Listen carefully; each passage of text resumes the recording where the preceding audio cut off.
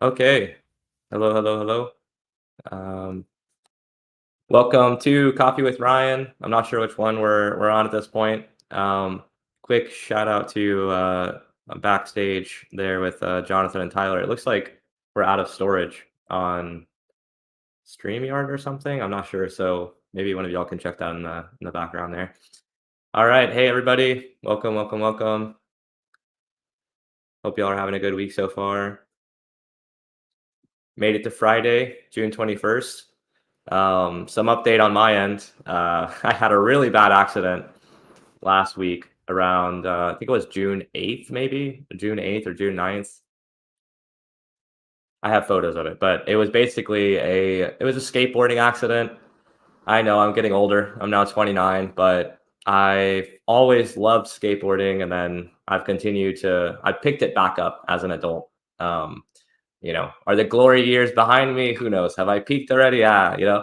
But I'm out there still trying. But there's a progression that you have to do with extreme sports, and we talked about it a little bit. I think maybe on the last one of these, but that's the reason why I ended up missing the last Coffee with Ryan external. Was simply because that Wednesday I had tried to push my limit of skateboarding a little bit too far and jacked my ankle.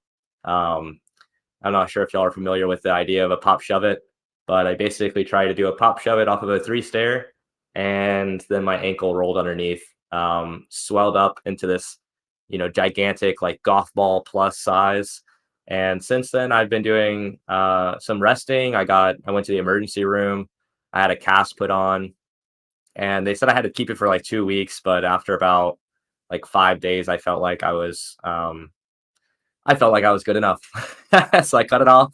And I've been doing physical therapy since then on my own. So just like walking, trying to get the full movement from my heel to toe, trying to do leg raises, calf raises, doing like circle movements with my ankle as much as possible, although I have limited mobility.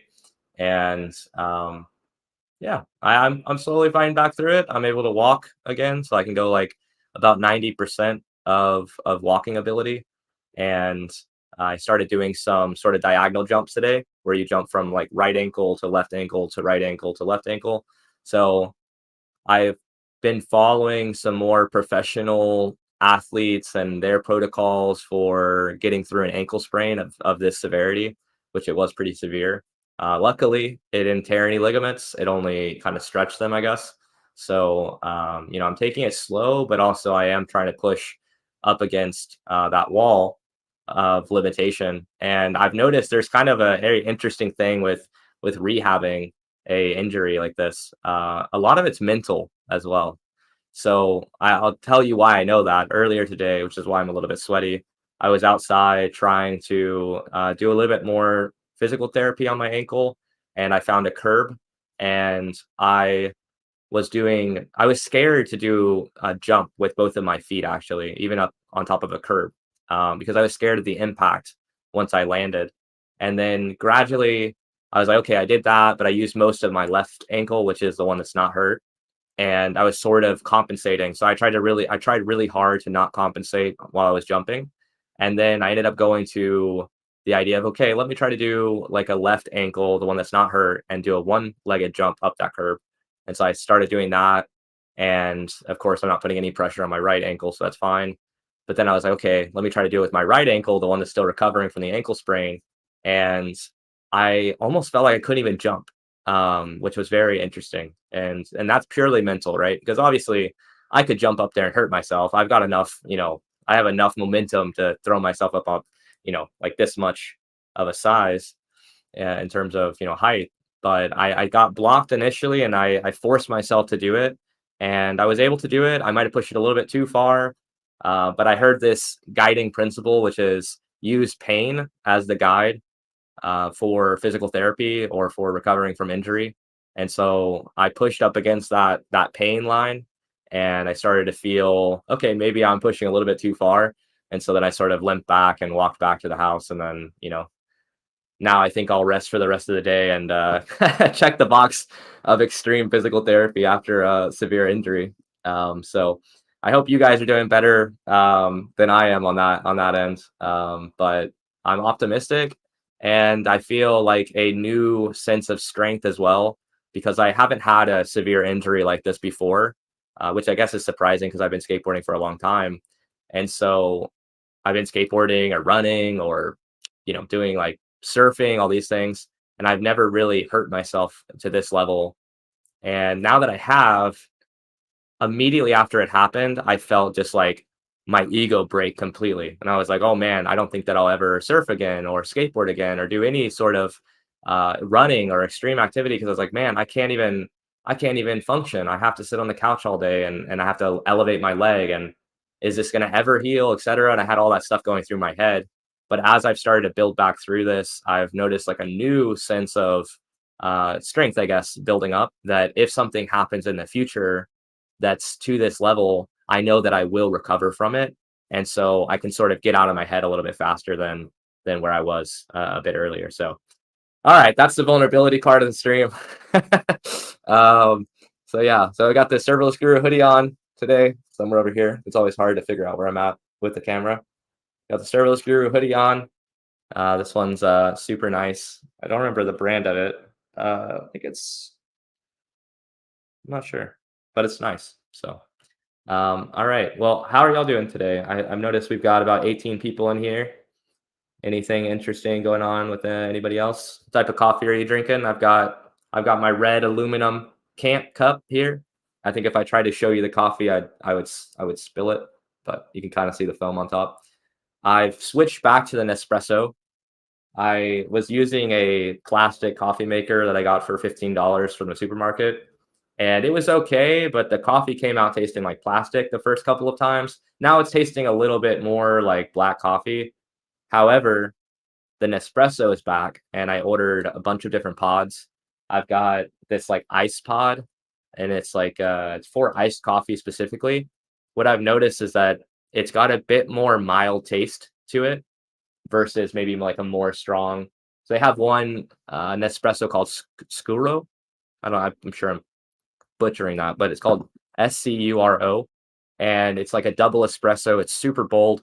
And then you have the ice one, which is a bit more mild, which I think is, more commonly found with like an iced coffee, like an iced Americano. So I'm pretty happy with that. I ordered a bunch of boxes of this thing. So I've got coffee to last me through, uh, whatever storm comes down the way. I've got rice, I've got beans, and I've got coffee. What else do you need? Um, yeah, there you go. Let pain be the guide on the journey to cloud excellence. That's why you got to work with serverless guru. AWS cloud excellence, operational excellence. Yeah, I'm with my shirt for serverless guru today. Awesome, good to have you here, Leo. And yeah, that's great. Love it. Yeah, the new serverless guru shirts are awesome. We had our designer Madison. She put together a whole new thing that kind of looks like space is being broken apart, and it's pretty awesome. We got Tyler here. Hey Tyler, doing good. Energy chiller with orange, pineapple, and peach flavoring. AKA way too much sugar for 8 a.m. Yeah, hear that. I hear that. Well, at least you're gonna get that boost. You get the boost and you get to crash probably, right? Uh, energy chiller with orange, pineapple, and peach flavoring. What is an energy chiller? Is this a tea or something, or is that an energy drink? I'm not sure. I've heard of energy chiller before. Let me try to search it. Oh, that's funny. I searched energy chiller and it came up with industrial air conditioning machines. That's hilarious. I'm on the Department of Energy website about purchasing energy efficient water cooled electric chillers. So I don't think that's what you meant. All right. Well, what I was thinking today, energy drink. There you go. Energy drink blended with ice and flavorings. Okay. Very cool. Very cool. I was thinking we pop open some of Twitter and see what's going on in the serverless community at the moment. Oh, we got Meet Kumar here. Hey, man. I'm with Masala Chai Indian tea. Is a coffee mug written "Follow your dreams." Love it. Yeah, I feel like that's super important to have something that reminds you of just why you're doing what you're doing. I used to listen to inspirational, motivational speeches every day for years when I was first starting my career. Every day that I would go to the programming school, even before the programming school, I was looking for you know just like that boost of motivation. And if you really want to get this feeling of overwhelming, uh, just drive to get things done and like push your limits, definitely look up, inspirational videos. People like Les Brown. Les Brown is a speaker here. Let me see if I can pull up his profile. Here, I'll share my screen.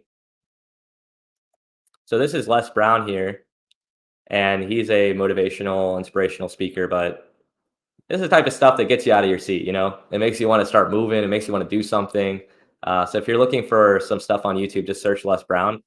Also, David Goggins. I'm not sure if you know David Goggins, but definitely for me recovering from injury, David Goggins is a very motivational person. So let me share that too.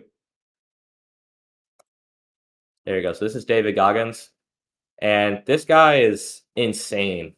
Um, I mean, he's an American runner. This guy does everything. I believe he holds the world record for, yeah. So he's an ultra marathon runner, ultra distance cyclist, triathlete, public speaker, two memoir books, International Sports Hall of Fame. But I bet you they've got more inside of this tab here. Let's see.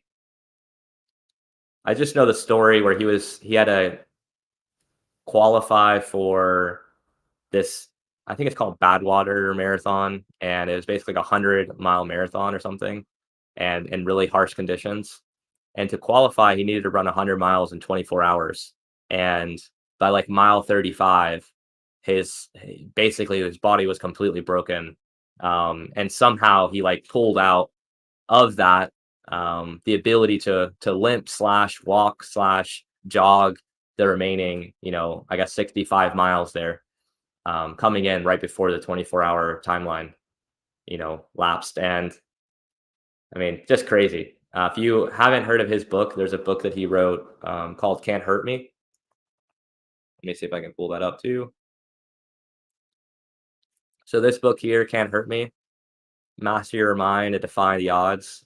Really, really good. He also narrates it on Audible. So if you're looking for something to listen to, if you're more like going to the gym or walking around or doing something around the house, this is a really good one.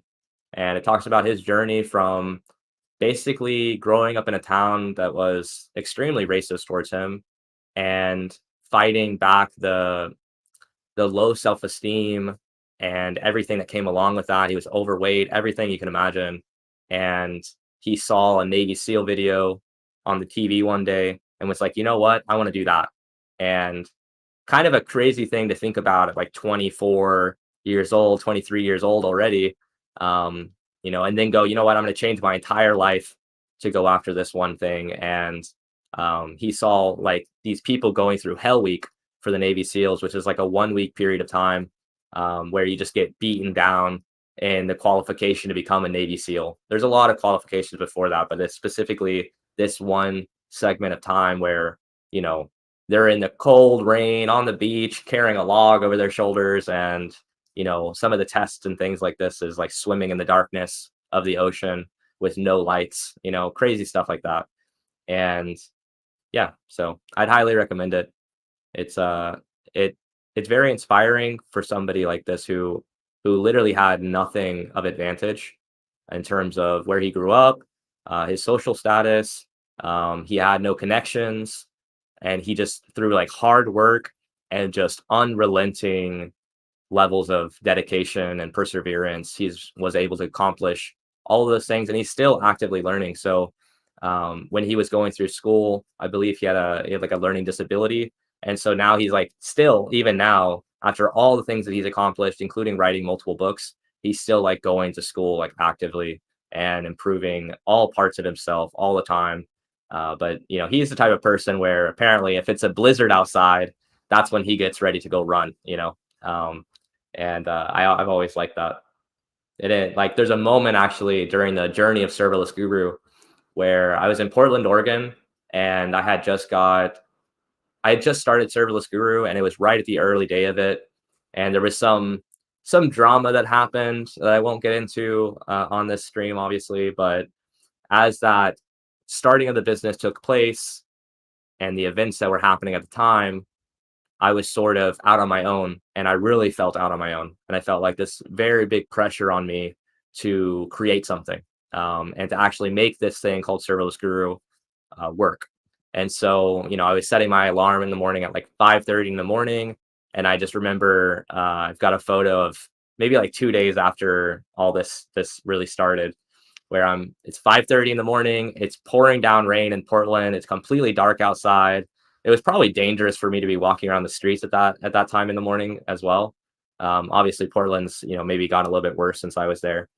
And I just remember walking to Starbucks to start the day, and I started working on like articles, and that eventually turned into doing some side projects for Serverless Guru. And then I had my main Serverless Guru job, working for a healthcare company, 9 to 5 sort of thing as a contractor. So yeah, it just brings back memories. Like one of the things that I was 100% listening to while that period of time was going on was David Goggins, and because otherwise, why are you up at 5:30 in the morning in the cold rain, trying to push trying to push things forward?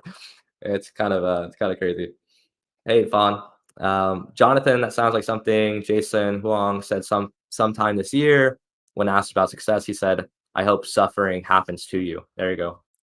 Yeah, I mean, yeah, that's powerful. I hope suffering happens to you. I mean, you just imagine when you lay down, let's say for too long, your body starts breaking down, right?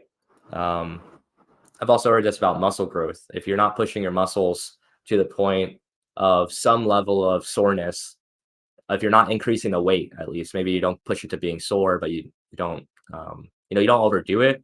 But if you're not increasing that weight, your body actually starts reducing the muscle that you have. So you kind of almost have to tell your body that you need that muscle. And to do that, you have to keep pushing the boundaries. And obviously, pushing the boundaries requires some level of uncomfort. And, sort of there's another quote which is similar to this, which is, if you do what is easy, your life will be hard. And if you do what is hard, your life will be easy. So the hard things is what actually makes your life easier. The easy things are actually what make your life harder, right? So that might look like, hey, cheeseburger sounds really good right now, and it's very easy for me to just pick up the phone. I don't have to call the hamburger shop anymore. DoorDash or Uber Eats, or use whatever app locally to the, where you're at, or go down the street, drive in your car through a fast food restaurant, drive through, get that cheeseburger, etc. That's definitely the easy thing to do, but obviously the consequence of that over enough period of time can add up against your health and everything else. So the harder thing is to choose the option which, you know is less readily available, likely, but also is going to give your body more of the nutrients that it needs. So without all the downsides of it. So yeah, I totally get it. He realized he couldn't become an actual SEAL. Yeah, that's the problem. That's actually the third book that's being written by David Goggins, is the realization that he can become a Navy SEAL, but not an actual not an actual aquatic animal. But I think he can swim 6 miles, so I guess I guess maybe he does have some seal in him. All right, what else going on? The private chat, nothing there. Okay, cool. Let's jump into some serverless stuff.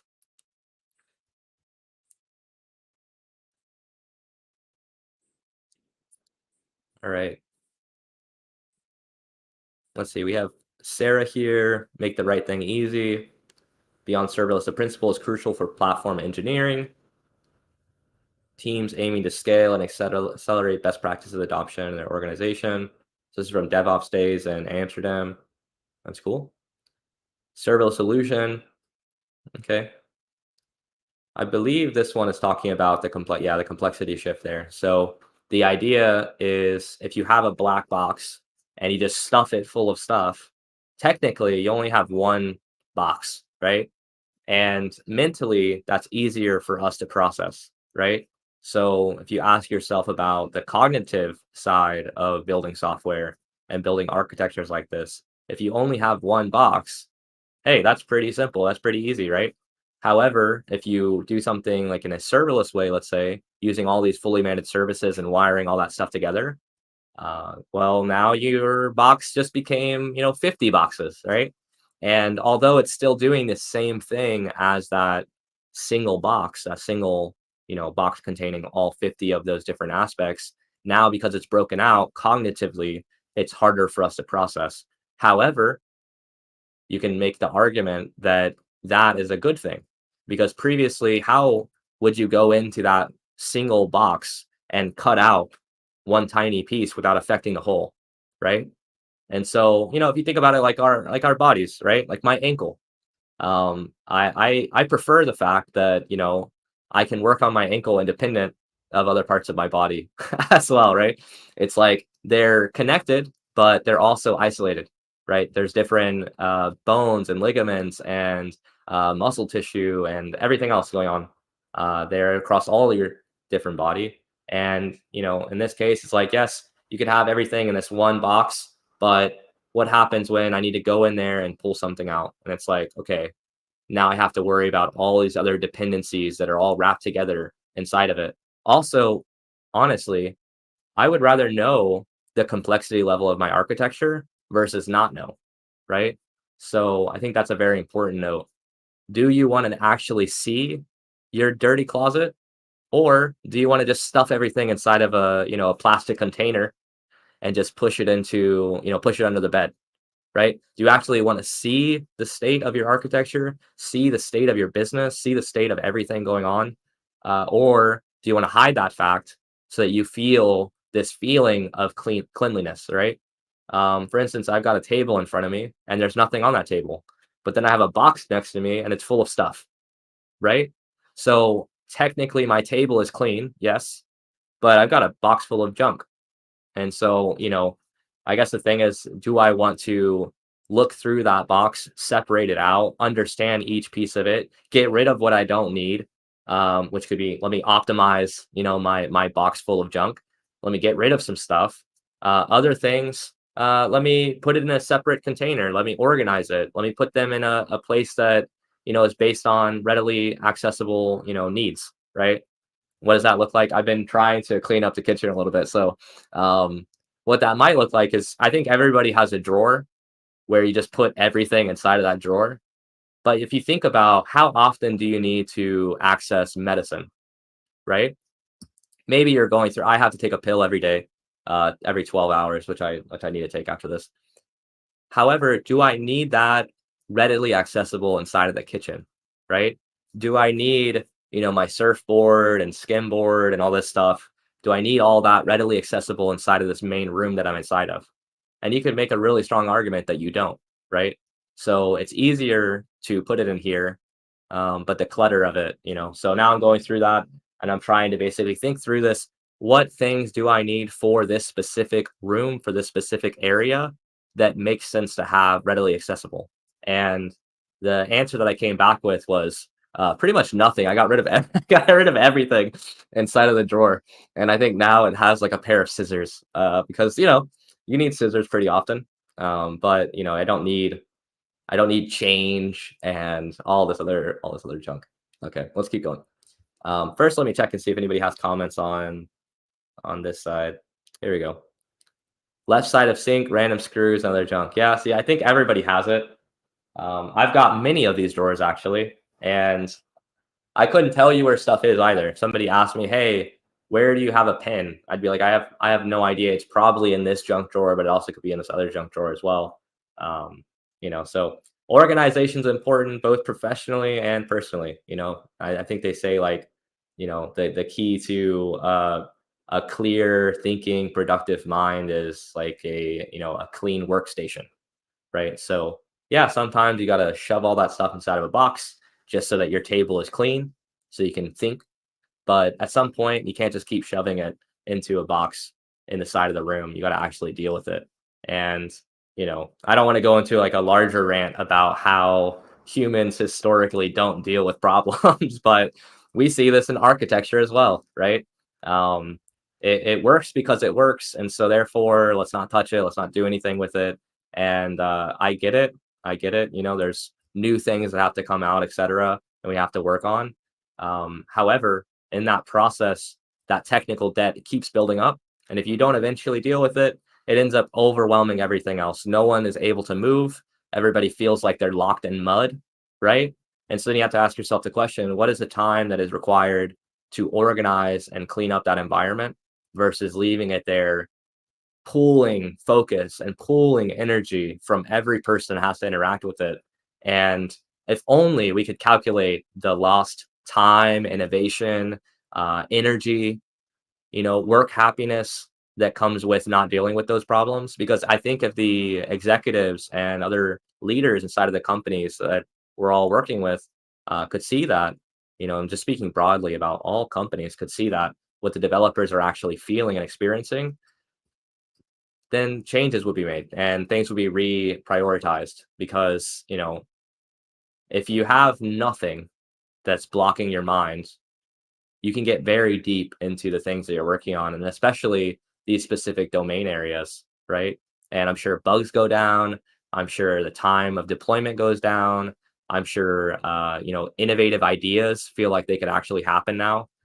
New concepts and new practices could be worked in a bit easier, but it has to be prioritized and has to be taken seriously, just like my kitchen drawer. So, yeah, there we go.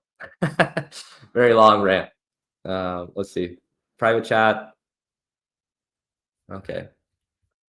All right. Well, hello everybody. I think we've got 31 people here.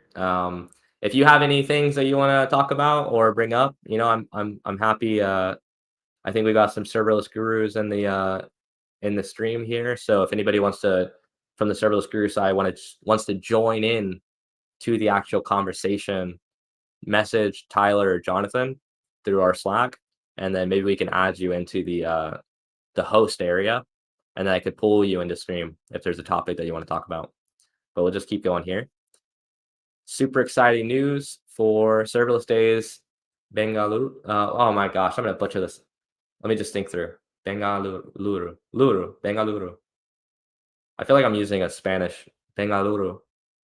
Bangalore. Bangalore? I don't know if that's how you say Bangalore or not. I've never seen it spelled out. So, it is Bangalore. Okay. Well, there you go. We're learning something new every day. There's Eric Johnson. Love Eric Johnson. Let's see, we got AJ, always full of the memes here. $5 VPS guys coming to tell you that serverless still has servers. That's funny. Oh my gosh, look at the engagement there. Wow, 500 interaction. That's crazy. We've got Emily Shea here. Super excited to take a new role. AWS leading serverless go to market. Very cool. Serverless platforms hate this one weird trick. I don't know what this is. I feel like I have to be careful sometimes with some of these. Also, Sheen Bristles came out with a book, and Luke Hedger as well, with the foreword by Jeff Barr. Serverless development on AWS, building enterprise scale serverless solutions. Definitely check this book out. I haven't read it myself, full transparency, but I know Sheen Bristles brings all of the experience of, half decade plus on the serverless end. And they've combined all of that into one single book, and definitely worth your time. And here's Luke Hedger as well. His thing is at Level Out. So if you're looking, oh, look at that. Hey, new person to follow. Okay, so it looks like there's a bunch of interesting things in here.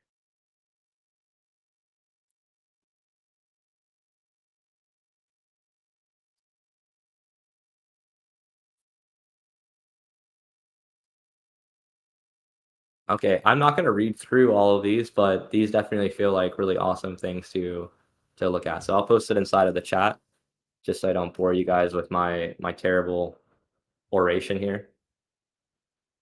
Let's see. Let me pop out of here. Keep going down the list. Serverless trades infrastructure complexity for application complexity. Okay, I can see that. I guess you just have to ask yourself, what do you want? It's like going back to my junk drawer, junk box, analogy. Do you want a specific box that only has change inside of it? Well, now that's more complex, right? Because now you have to manage the change box, and you've got to manage, the cell phone box, and you've got to manage the band-aids and medicine box. So you could say technically you've got like 30 plus boxes now. That's so complex, Oh my God. How do we manage, thinking through 30 plus boxes of complexity, right? In terms of, change and medicine and old phones.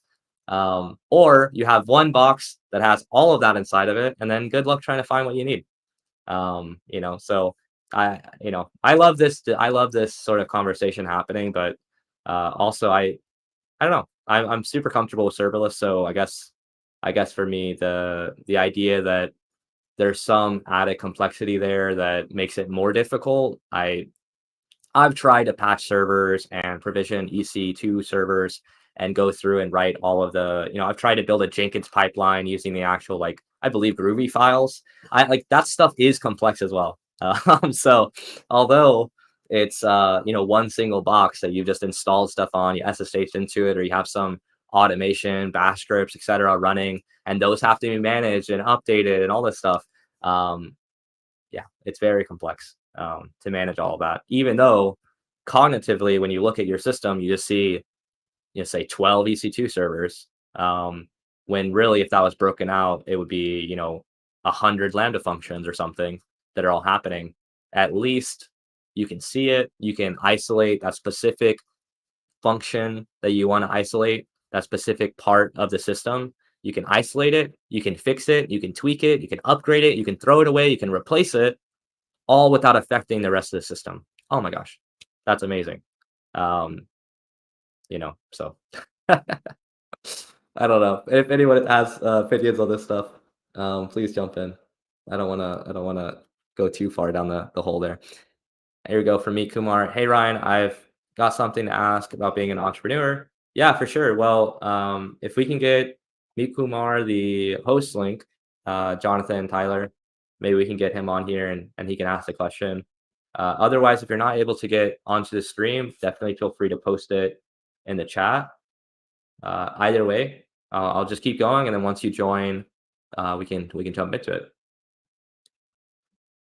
All right, we got James Eastham here. If you're following the Believe in Serverless community or interested in all things serverless, we now have a public Google Calendar for all upcoming events. This is actually really huge. So thank you to James Eastham and Believe in Serverless, which I need to follow as well. The hard part with, let's say, giving talks is a lot of times we have the materials that we want to do for a talk, but we don't actually know when the events are happening. And so then there's this problem that we have to sort of work through, which is how do we make sure to meet the deadline of the call for papers when sometimes those CFPs, those call for papers, aren't being announced as publicly as we would hope. So that's a problem I'm trying to understand right now. But at least for the Believe in Serverless events, now you actually do have an idea for the upcoming events, who's going to be on it, what they're going to be talking about, and definitely join the Discord. Serverless Guru has a role now inside of the Believe in Serverless Discord, and I'm sure all of us would love to interact with all of you. All right, let's see. We've got. I think I'm zoomed in on Eric Johnson here, so I'll just keep going. But there's Eric Johnson inside of what looks to be. I'm gonna say it's an American Airlines flight. What I don't know what you guys think, but I think it's an American Airlines flight. And he's got the Porsche turbo hat on. So, Eric, if you ever hear this, let us know what the Porsche turbo looks like, because I think we're all curious. Porsche turbos are awesome cars. Okay, let's keep going. My 8-year-old produced this earlier, and this is what you do all day. Oh, that's so cute. So shout out to Lee James Gilmore. Looks like you have a very, very smart kid there. That's awesome. Yeah, that's so cool. We've had people at Serverless Guru do drawings, like kids, and they'll do a drawing of the Serverless Guru logo, and it's always so cute. Okay.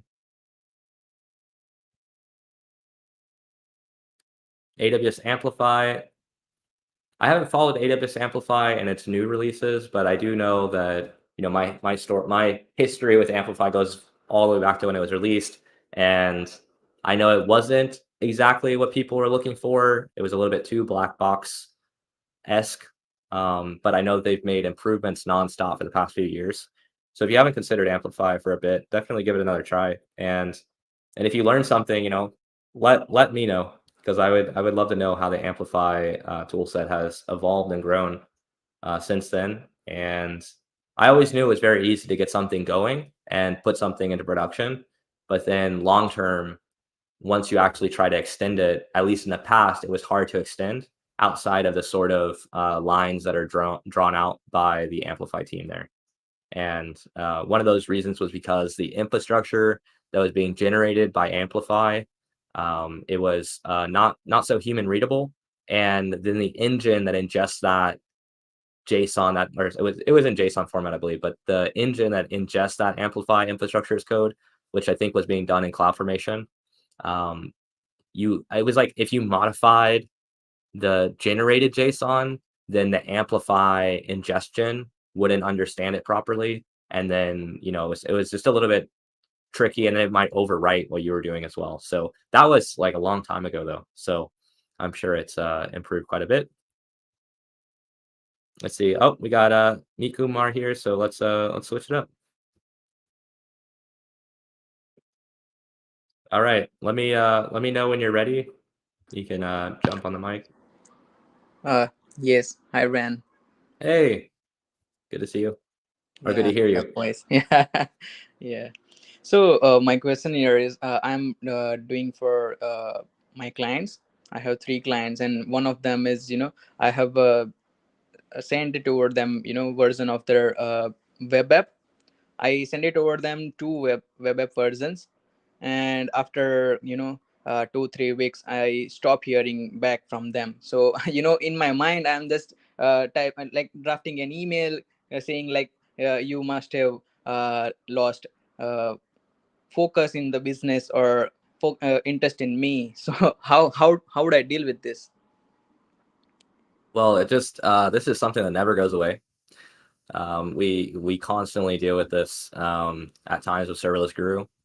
So what I would say is it's a matter of annoying them, but not overly annoying them. And it also comes down to kind of, if you had to think about the problem now that you're interacting with, which is they're not responding, they're not getting involved anymore. Likely Mm, the breakdown happened much earlier. And so sometimes I think the way that we might have to think about it is this potential opportunity might be lost. However, if we look at the chain of events that led up to it, then maybe we can fix something earlier on in that process that then allows us to not get to this point. So what I mean by that is, if I'm taking a call with somebody and I'm going through asking them questions, I might think about, did I have the right person on the call initially when I was talking to them? If I did, that's great. And I was able to go into the technical details and get an idea for what the next steps are. Did I get the next steps on that initial call or on the last touch point that I had? If I did have it, did I already have prepared what I was going to do? Or did I have to create something after that call ended? So, for instance, I might have to come up with a proposal. Did I already have a proposal ready to go that I then added those details into, or did it take me a few days or a week, etc.? And so, what I would say, just like with anything, you can only control what you can control. And so, just being like very self-aware and hyper focused on what things did I do during that process that led to here that I could potentially do better. And only you are going to know that, but you just have to look at let's say the delay between the proposal being created, any communication that you had. Could your communication be better in terms of how you're messaging? And then something that I try to do, this is like, you know, play around with the messages, like, is it mm-hmm. too long of a message? Is it, maybe a shorter message is going to work better? Also something, if you have something new of value, that might then allow them to engage back with you. So sometimes you might lean on, hey, I just made this article, or I made this new pattern or architecture, and I can actually send you the GitHub link or something like this to talk through the infrastructure. That's something tangible, it's real. but oftentimes, that speaks way more than words do. And so there's a sort of, yeah, does that help at all, or does that make any sense, or am I like off? Yeah, kind of. Uh, this can help me. Okay. And the thing is, he's not a technical person though. He's into Okay, this is finance. different. Yeah. So Yeah. So with that context, that changes a lot. Ideally, the customers that we try to pull in, the most ideal customer for like serverless guru, let's say, is like a technical leader at that mm, company, right? So if we're speaking to their VP of engineering or their engineering manager or their CTO, likely they're going to know everything that we're talking about. And obviously, when they already know about serverless, AWS, cloud computing, that makes it even better.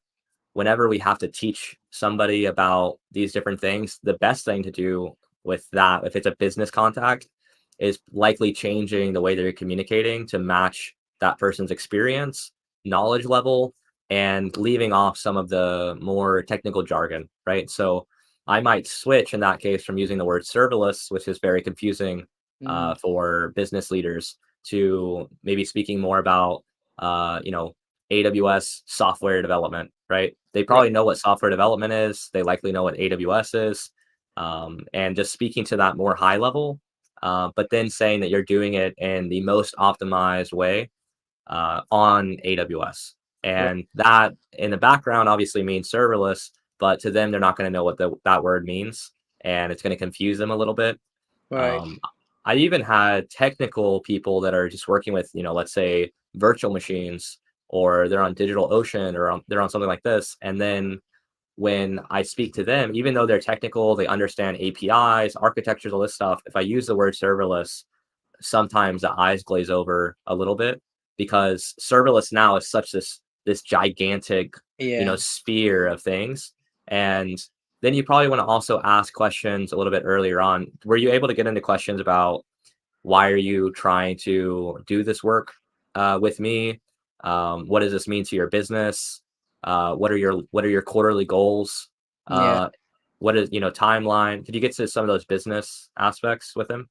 Yeah, actually, I made a manual, a kind of a questionnaire, and I Okay. sent it over to them, and they have to fill it kind of 15-20 questions about their businesses. And after that, I started working on it. So pretty well, I have all requirements, and working on it. Just and the thing is, you said that when it comes to explain serverless about a non-technical person, we face some uh, misunderstanding. They might have get something else. So what I do is I tell them, like, I will do this kind of in double quotes innovation with AWS. So it can Yeah. tweak, right? It easy to understand. Yeah, and definitely just reassuring them, so it's like, with my ankle, I have the ankle injury, right? So like if I went to the doctor, they could tell me down to the ligament, the specific ligament name, and how the connection to my ankle works, Yeah. and all that low level. I don't care about that. And if they start speaking about that, my eyes glaze over. I don't understand. I'm probably more confused than when I walked in. What I want the doctor to tell me is that I'm okay, or that if I just do X, Y, Z, I'm going to be okay. Yeah. And all of the other specifics of it don't matter in that case. And so, thinking that same way about doing what we're doing with cloud development, you likely want to just speak to what they care about, and try not to overwhelm that. So if they're speaking about, hey, we're not delivering our projects fast enough, well, when you work with me, you will. It's like sometimes it feels like we need to oversell it and we need to over explain it. Yeah. But oftentimes, I've heard this on the sales side, is that when someone says yes, that's that's good enough, right? And so if they're saying that this is a problem they have, then you sort of just want to, I mean, first you want to dive into all the problems that you can with them. So you want to understand, how is your delivery, how is the current architecture, how is the current code, how is the current team experience, and as they go through each one of those, then you just keep asking more and more questions, trying to find a strong enough problem. And likely, what I've even seen is that they'll map that really deep problem to your services already, right? Mhm. And they'll be reinforcing why they're even talking to you on the call if you get to that really deep problem. Um, because they're like, well, we hired this other contractor or contracting company, and they helped us with the infrastructure, but they didn't train the people. And you're like, okay. And what ended up happening after that? Well, the people didn't know what they were doing. They didn't have anything to maintain it. Okay, and you just keep going down that thread until eventually, they're asking you questions like, do you do training? And you're like, yeah, we have training for that. We could actually go through and we could give you the materials actually. Because if they say, oh, well, they built all of it and it was a black box sort of setup and they just threw it over the wall to us and then we had to maintain it. They say, okay, everything that I build or everything that I'm involved with you guys, you're going to have it inside of your account. You're going to see it through the whole process and it's going to be documented the entire way through. Right. And so now it's sort of like, oh, okay, now you're reassuring them. You don't have to get into the specifics like I'm going to use Jira and I'm going to use Notion. And I'm going to have a Google Doc and I'm gonna write out paragraphs with section titles and bullet points, and that's way too much information. But just giving them the idea of every week you'll have a report of work that's being done. Every time that I make progress, I'm going to be updating you about it constantly, so that you don't have to ask questions to me. You'll just know the answer, Yeah, immediately. Yeah. sure thing. Get it. Thanks, man. Yeah, of course. Yeah. Helpful Thanks for information. Yeah, yeah. Thanks for asking a question. yeah. And stay healthy. Take care. Thanks, man. All right. Bye. Okay, very cool. Thank you, Meet Kumar, for jumping on. That was awesome. Um, I haven't done that before, so that was super fun. If anybody ever has any questions, things that you want to ask, I don't have all of the answers, but sometimes I have some answer about a very specific subset of things. So I can at least get my experience about going through some of these areas and trying to figure it out. I mean, I've had, just to give a recapture of everything. Serverless Guru is now, 70 plus people globally. We've been around since late 2018, and we've been solely focused on AWS serverless development the entire time. And it was pretty difficult pretty early on to get new clients and to sort of grow the business. And acquiring new clients still is a constant problem, partially because the word serverless, I thought this was going to be resolved, in 2019 or something, or 2020, because it seems so. It's not that there's no servers, it's that you don't have to manage it, so it's just a word, right? But not just that, the idea of cloud lock-in, vendor lock-in was a big thing. And also some articles from AWS even that said, hey, for Amazon Prime, we were using serverless and it couldn't do what we needed, so we switched to ECS. But then you realize, actually for that specific use case, it made sense. But that doesn't mean that serverless doesn't make sense, right? And so the way we talk about is serverless first. The idea being, let's use the most fully managed solution first, and then work our way backwards to the things that we have to own, right? And even the ideas of every single line of code that you write is a liability, right? So do you want that liability or not? And some people, even for large parts of their business, are now deciding, hey, I don't think we want that liability because we have to test it. We own the security of it. We own the data leak part of it. We own all the surrounding infrastructure, CI/CD pipelines, all of it. And so, a good example of this, do you want to build your own QuickBooks? Let's say you need to take care of your accounting software, right? Do you want to build QuickBooks, or the Intuit product that allows you to manage your bank accounts, your taxes, all this stuff, categorize it, everything? Do you want to manage that yourself? And own every single layer of the application development, the front end, the back end, all the APIs, the CI/CD pipeline, all the testing, end to end, units, integration, on and on and on and on?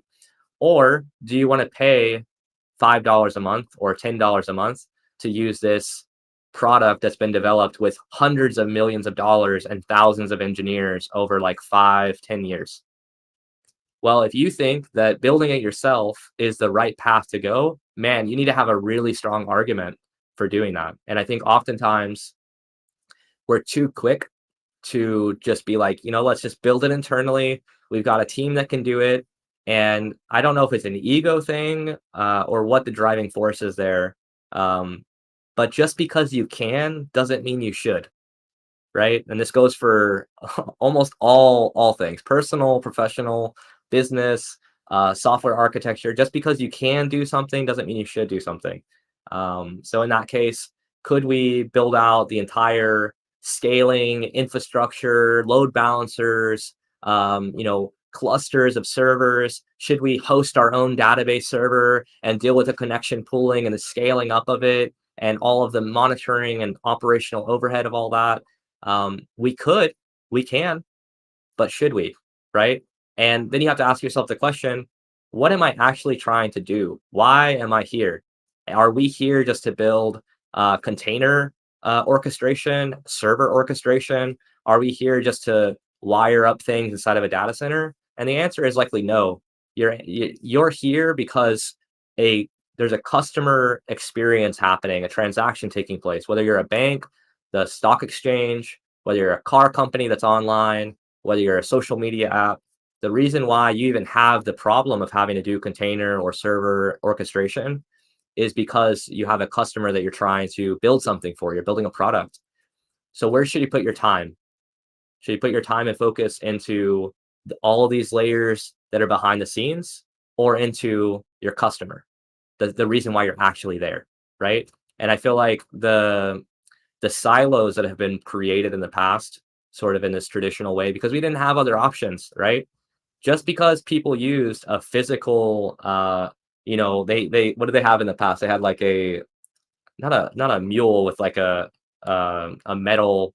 I can't even think of what the farming terms are, but they used to plow through the fields, and it was done by hand, and then it was done by an animal pulling it, and now we're to the point where we can have machinery that's helping on it. So why do we have to do it by hand anymore? We're not losing anything by leveraging the machinery that exists that makes it easier to do much larger of a space and also doesn't expose us to the same physical risks, right? They used to build buildings in New York City by hand, right? You guys have seen the photos of the people that are sitting on their lunch break on top of a steel beam looking over the city. It's like this, and they're like way up in the air, and the city's below them. We don't have to do that anymore. We've got cranes, right? So I feel like to some level, when we talk about data centers, virtual machines, containers, I'm thinking about it like that. I look at it and I go, okay, yes, you totally can run a server off of your laptop. But if your connection ever goes down, your app doesn't exist. Yes, you can throw up racks of servers in a climate controlled environment, etc., that you pay for. But at some point that could go down as well. Or if the server goes down, now you have to do the transportation cost to replace it. Or you can use a virtual machine provisioning company, or the service AWS EC2 from AWS, and they'll do that for you. They'll own the data center, they'll help provision it, etc. But then you still have to get into that server, set it up, maintain it, install all the things. You have to do all the security patching as well for it, all the logging, everything. It has to be wired up by you. Or you can go to maybe a more managed container orchestration, and they're going to do a lot of those aspects for you. And they're going to provision it properly. They're going to scale it up. They're going to do the load balancing for you, etc. Or you can go all the way to just worrying about your code that the customer interacts with and leave all of that to the automation, the stuff that's already done. It's like, yes, there's a real building side to building very complex container orchestration, and a really big side to building out a data center by yourself, getting your hands in there, plugging in servers, wiring them up, seeing that happen globally. The downside of all of it is that you're losing time. You're losing time. You're losing focus. You're spending money potentially where you don't need to. And the long-term benefit of that, in my opinion, has very diminishing returns, right? So also, what happens when you spend all of this time, energy doing this huge digital transformation towards Kubernetes or towards a container orchestration or server orchestration setup, and then the person that built it, which often happens, leaves the company, right? In that case, would you have rather had a machine that was doing it, or would you have rather had one person with all the domain experience for doing all this setup that then's a single point of dependency and liability? In my opinion, I'd rather have all of it in static files that's repeatable, that's accessible, that can be extended without somebody having to know how the lowest layer of those interactions takes place, right? The shared responsibility model with the cloud is I worry about my code, they worry about everything else, and I'm okay with that. As long as I can get the setup working and have the same level of performance and durability and so on that I would if I owned it myself, then technically I shouldn't care. And if I care, there has to be a really big reason for that, right? One reason I can give you for the why not serverless would be the idea of, we saw this take place where you have compliance reasons, right? Maybe the things that you're doing have to happen on a physical device somewhere by law. Well, then, yeah, you can't technically for that one piece use serverless or use, fully managed compute like AWS Lambda. However, if that's is that the requirement for all of your architecture or only that one specific workload? And if it's that one specific workload, okay, then let's isolate that one specific workload and let's make the rest of it fully automated, right? Fully connected using fully managed services that we don't own long term, as long as we can meet the same requirements, performance, and everything else that we could previously. And if we can't, okay, fine. But I feel like too often we jump to this nuclear option where like, "Oh, no, we're gonna build the data center. We're gonna start laying the foundation. We're gonna build the building. We're gonna install all the air conditioning units and hire security. And we're gonna have 24/7 surveillance." You're like, guys, you make a social media app. What are you doing? Right?